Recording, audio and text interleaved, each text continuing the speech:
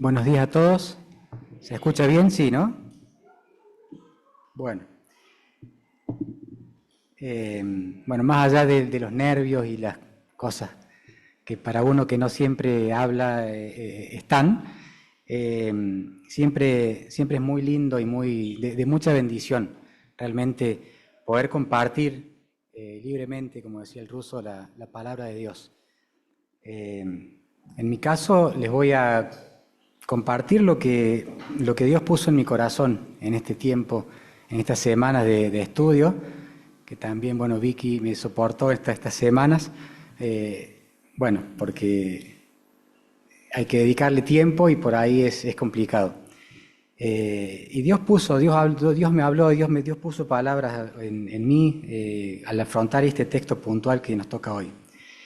Es una mirada parcial, sin dudas, pero que seguramente va a ser completada en futuros encuentros, en futuras charlas y en estudios caseros que se pueda hacer. Es importante no solamente quedarse por ahí con el mensaje del domingo, sino por ahí agarrar toda la semana y meterse en la palabra y ver qué nos dice Dios a cada uno.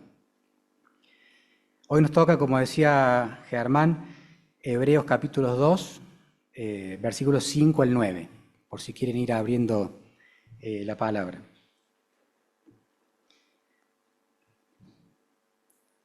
¿Les cuesta perseverar en las cuestiones de la fe? ¿Alguna vez se sintieron desinflados espiritualmente o alejados, desmotivados? Y algo más personal, ¿alguna vez se encontraron haciendo lo correcto? Nada, no le hago mal a nadie, voy a la iglesia, pero con el corazón lejos. ¿Alguna vez se miraron su realidad y pensaron, no veo que todo esté bajo el control de Dios? Por cosas que pasan, por, bueno, enfermedades, por lo que sea. Yo cuando me pregunto todas estas cosas que surgen a partir de la lectura completa de Hebreos, me respondo sinceramente, me doy cuenta de que mi realidad o la realidad de nosotros, nuestro contexto, nuestras circunstancias, no son tan diferentes a los cristianos del siglo I, en el cual fue escrito, para quienes fue escrito este libro inicialmente. Como ya hemos dicho en otros encuentros, estos receptores originales tenían un rico trasfondo de adoración y de costumbres judías, pero a la vez honraban la palabra de Dios que le había sido transmitida por los profetas. De hecho, el autor de Hebreos, desconocido, da por sentado que esos primeros oyentes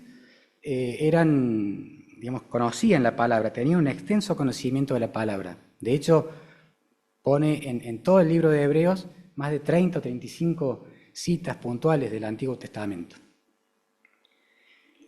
Pero esos primeros de ese cristiano del siglo I estaban desanimados, estaban pasando por un problema complejo.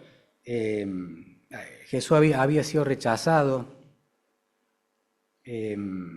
y había una crisis muy grande y había un riesgo potencial de rechazar el cristianismo y pasar al judaísmo de nuevo. Y en ese contexto se desanimaban con respecto al compromiso cristiano, luchaban contra un letargo espiritual, empezaban a dudar.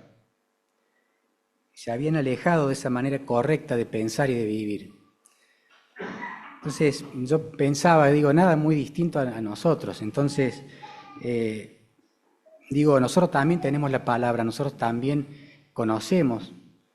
Muchos tienen un conocimiento fuerte de la palabra, tenemos la Biblia completa, tenemos separada en libros, en versículos, tenemos bibliografía, tenemos soporte digital.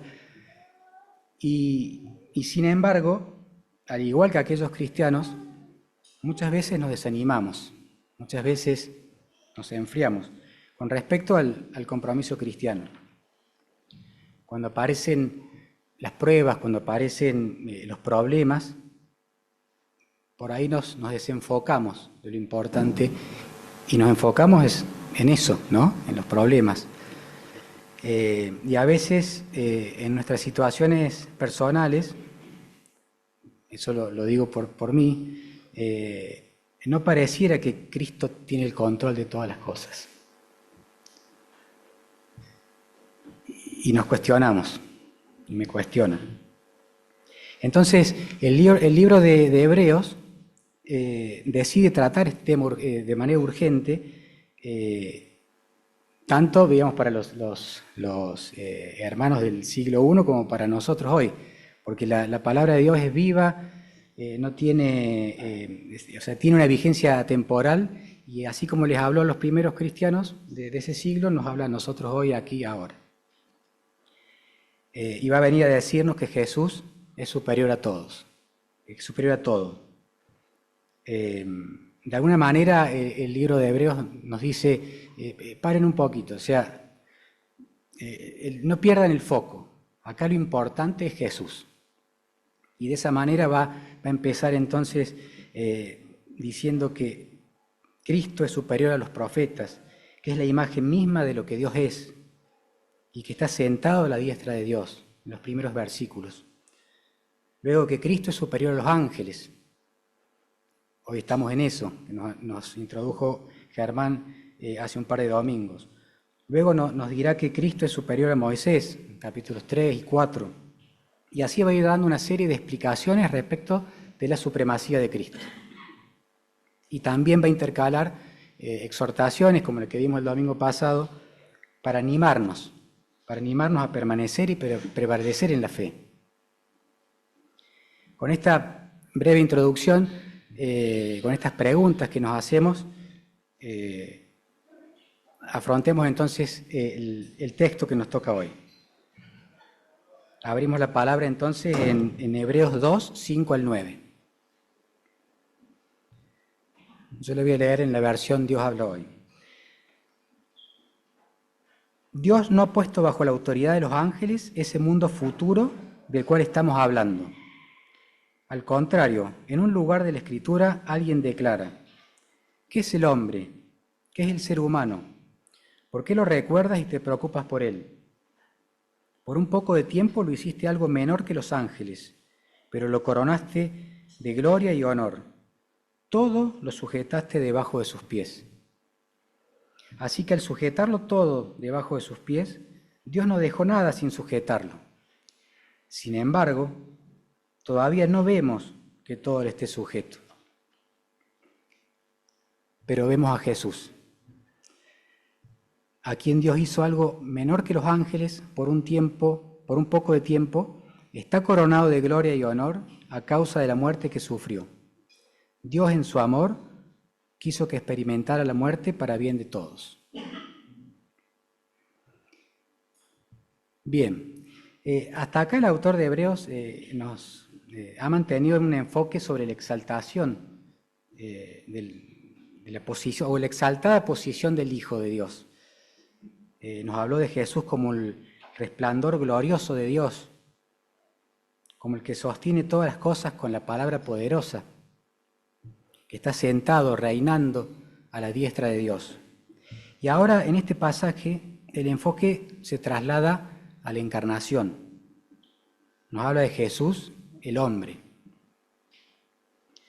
Se trata de un pasaje redactado para conducir la exposición desde la posición celestial del Hijo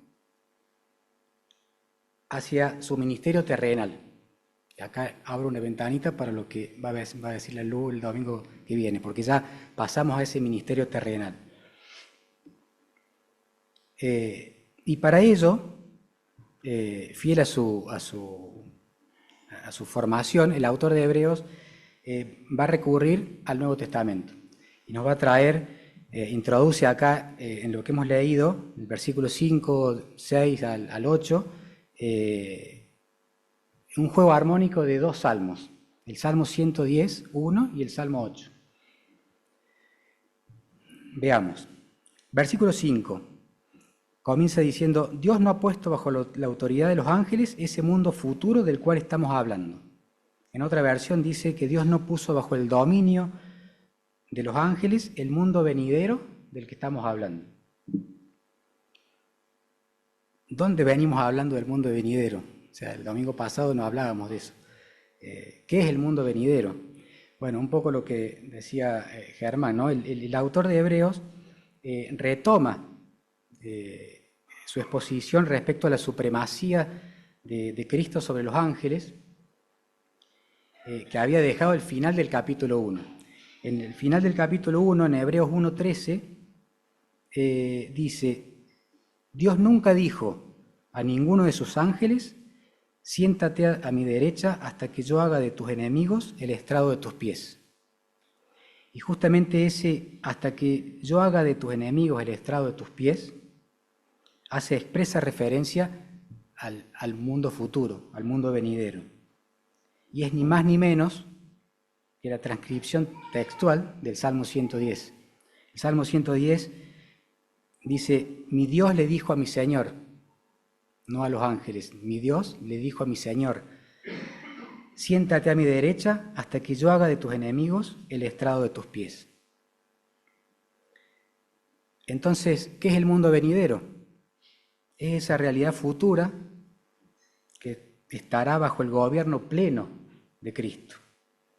Ese mundo venidero incluye la derrota final de los enemigos, el gobierno visible de Cristo, la restauración de todas las cosas, la participación del pueblo de Dios con Él. Es un mundo que ya comenzó con Cristo, pero todavía no se manifestó plenamente. Es nuestra esperanza, como decíamos hace un rato con Marci. En resumen, entonces, este primer versículo 5, el autor de Hebreos retoma este tema que dejó al final del capítulo 1, y con el Salmo 110 en mente nos dice que Dios no puso bajo el dominio de los ángeles el mundo venidero. Al contrario, todo está sujeto a Jesús. Versículo 6. Versículos 6 al 8, el autor de Hebreos introduce el Salmo 8, para decir que todo está sujeto a Jesús. Y lo introduce textualmente, y dice, ¿qué es el hombre? ¿Qué es el ser humano? ¿Por qué lo recuerdas y te preocupas por él? Por un poco de tiempo lo hiciste menor que los ángeles, pero lo coronaste de gloria y honor. Todo lo sujetaste debajo de sus pies. Si bien este Salmo 8 habla del ser humano en su concepción original y del lugar o propósito que Dios le dio en la creación, aquí en Hebreos tiene una intención cristológica, claramente, más que antropológica. El autor de Hebreos toma este salmo y lo aplica a Jesús, porque lo que el hombre no pudo, lo que el hombre perdió, lo que el hombre no alcanzó, Cristo lo cumplió perfectamente. Es Jesús aquel que fue hecho por un tiempo menor que los ángeles, y a quien Dios exaltó y ha coronado de gloria y de honor, versículo 7, y que ha puesto todas las cosas bajo sus pies, versículo 8. Jesús hizo hombre, Jesús sufrió, Jesús murió por nosotros y fue coronado. Y en él se cumple el propósito de Dios para el hombre.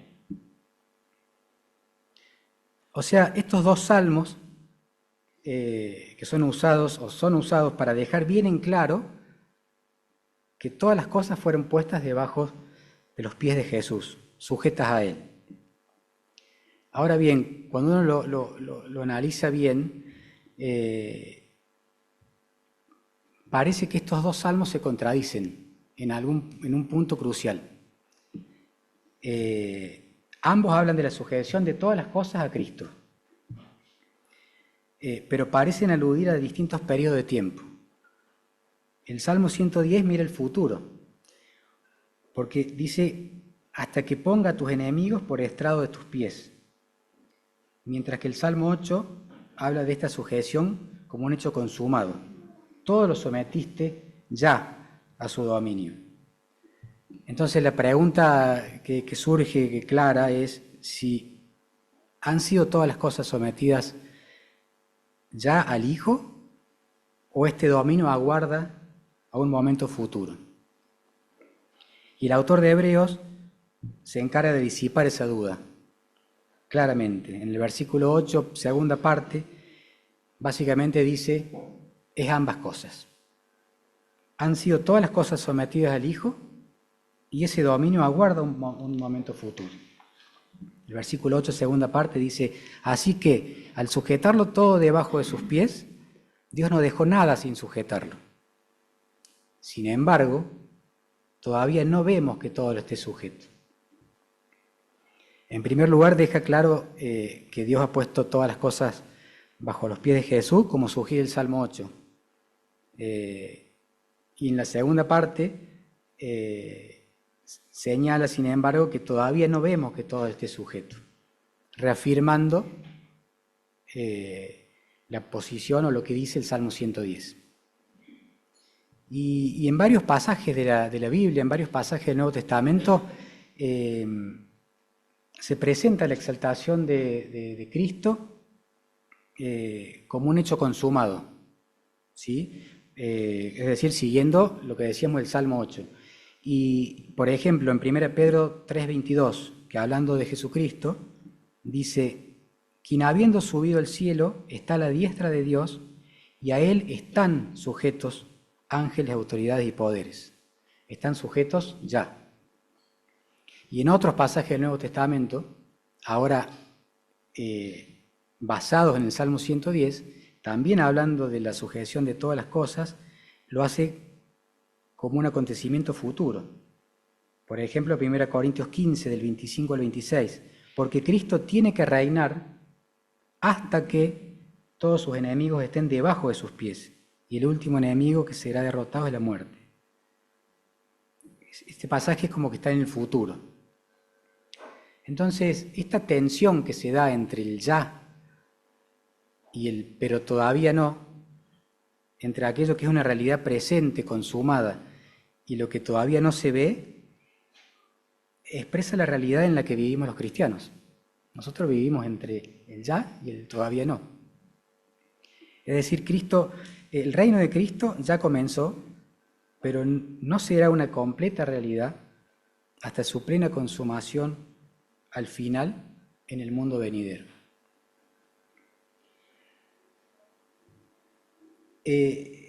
Acá hay algo que me parece muy interesante. En ese todavía no, en este que no vemos todo sujeto, en el versículo 8, en este versículo 8, la palabra griega utilizada es jeromén, esa palabra, ese verbo, ese ver para decir que no vemos todo sujeto, pone el énfasis en mirar alrededor, pone el énfasis en mirar las circunstancias. En el versículo 8 miramos las cosas que suceden en el mundo, lo que vemos. Y no vemos todo resuelto, no vemos que las respuestas, no vemos respuestas concretas, no vemos cambios, no se ve el orden. En el versículo 8 vemos el caos, hay frustración, hay tensión, hay algo incompleto, hay problemas, hay ausencia. Entonces el autor de Hebreos explica con una frase tan simple como transformadora, que no vemos todo sometido, pero vemos a Jesús. Y aparece el versículo 9. Y la palabra griega para decir vemos a Jesús es muy diferente a esa otra palabra griega también de no vemos todos sujetos. Porque esa palabra vemos a Jesús, ese verbo de ver a Jesús, hace hincapié en fijar la mirada, en enfocar, en dirigir la atención. Entonces, lo importante ahora no es lo que falta, no es el caos, no son los problemas. Ahora lo importante no es esa tensión entre el ya y el todavía no. Ahora lo importante es a quién miramos.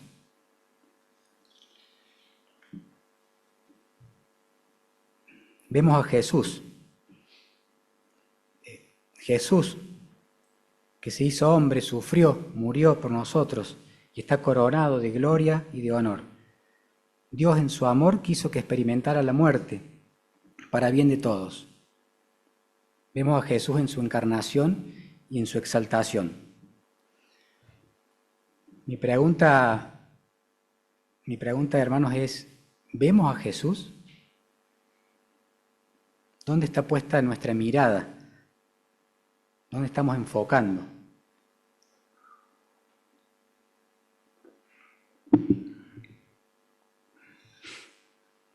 Arrancábamos la charla con nuestro contexto, ¿no?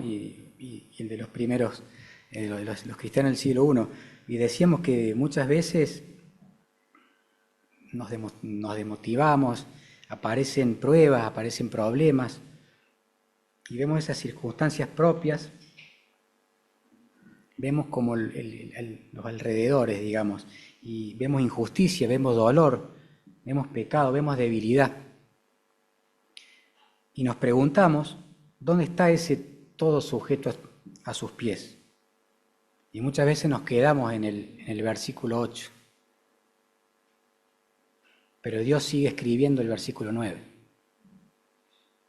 Y pasamos de mirar el caos a mirar a Jesús.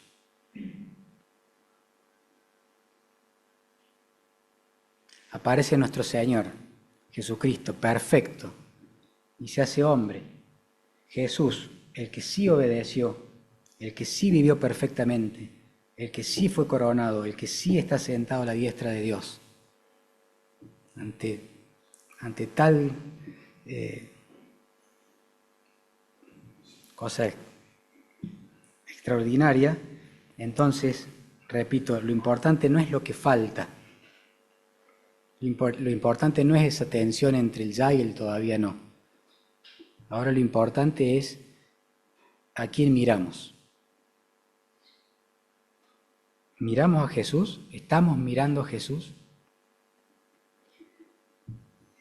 Me gustaría que leamos en Mateo capítulo 14, versículos 22 al 33. Que es el relato cuando Jesús, por todos conocido, cuando Jesús camina sobre el agua, ¿sí? Jesús venía de producir el milagro de la multiplicación de los peces y los panes y había alimentado a 5.000. Ese es el contexto. Y acá está este relato en el capítulo 14 de Mateo, versículos 22 al 33, que leo. Después de esto, después de producir estos milagros, Jesús hizo que sus discípulos subieran a la barca para que cruzaran el lago antes que él y llegaran al otro lado mientras él despedía a la gente. Cuando la hubo despedido, Jesús subió a un cerro para orar a solas.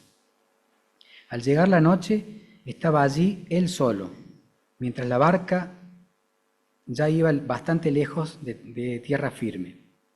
Las olas azotaban la barca porque tenían el viento en contra. A la madrugada Jesús fue hacia ellos caminando sobre el agua. Cuando los discípulos lo vieron andar sobre el agua, se asustaron y gritaron llenos de miedo: «Es un fantasma».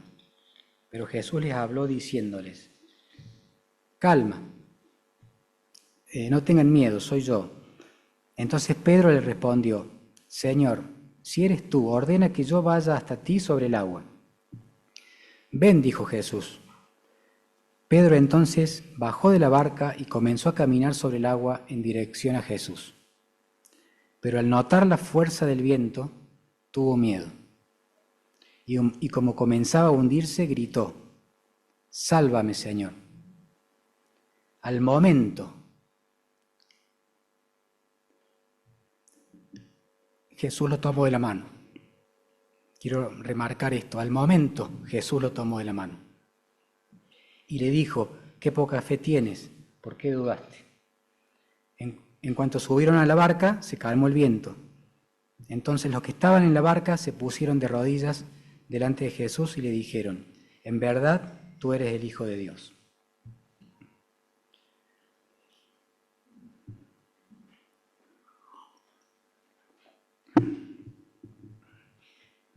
Entonces acá vemos a Pedro caminando sobre el agua. Hay una realidad que no encaja, hay una circunstancia adversa. El mar está agitado, hay problemas, hay caos, hay tormenta, hay miedo. Hebreos diría: no vemos todo sometido.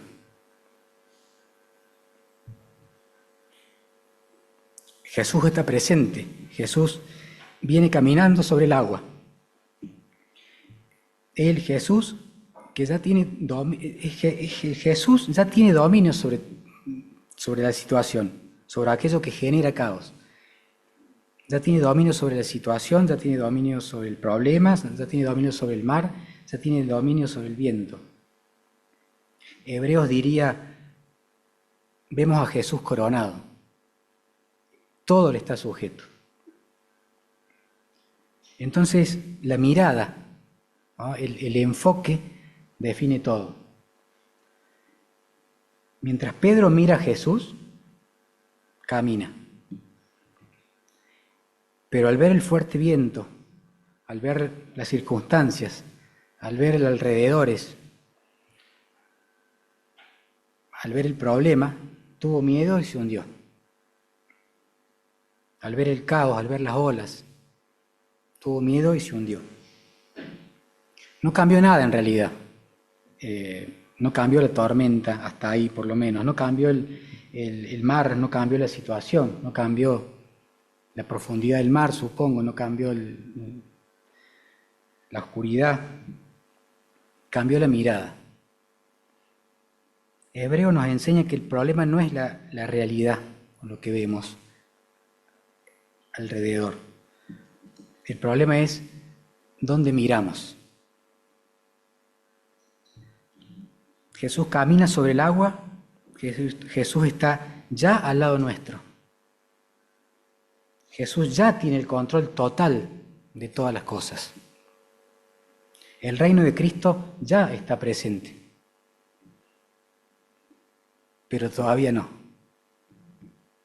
Hay tormentas, hay miedos, hay inestabilidades, hay dudas, hay caos.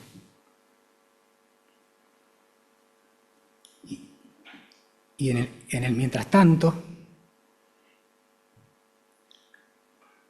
Pedro tiene que decidir qué mirar. Nosotros tenemos que decidir qué mirar. ¿Miramos a Jesús?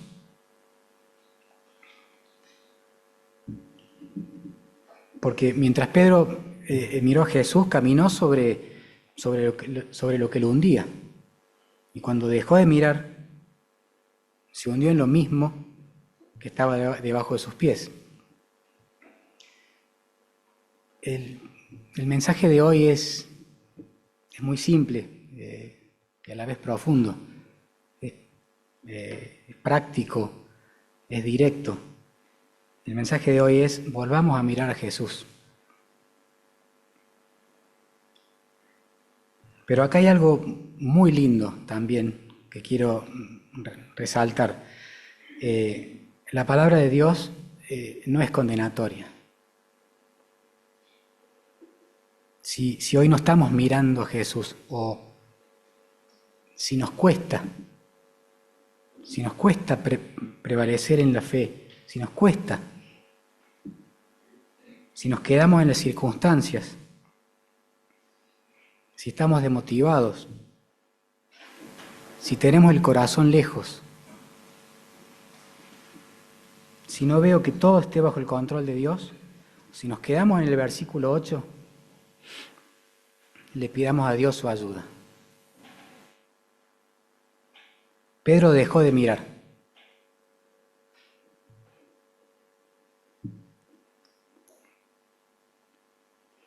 Jesús no lo condenó. Extendió la mano.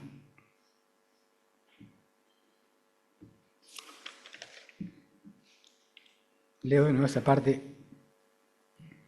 Pero al notar la fuerza del viento, tuvo miedo. Y como comenzaba a hundirse, gritó: «Sálvame, Señor». Pidió ayuda a Dios.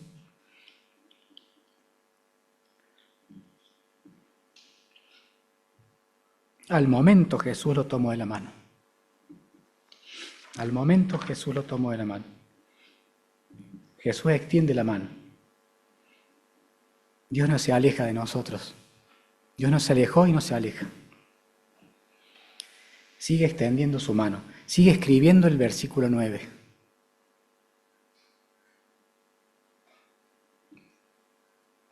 Veamos a Jesús, miremos a Jesús. Y Dios no solo nos llamó a mirar a Jesús, Dios nos ayuda a mirar a Jesús. Dios nos dio su palabra, nos dio su espíritu, nos dio su iglesia para que nos miremos, para que nos apoyemos, para que nos soportemos nuestras cargas, para que hablemos y che, me pasa esto, me pasa esto. Nos dio la oración. Oren los unos por los otros. Nos dio la gracia. Miremos a Jesús. Esa es mi pequeña reflexión. Y acá tenemos los símbolos, vamos a participar ahora de los símbolos. Y el Señor en su gracia también nos dio esta mesa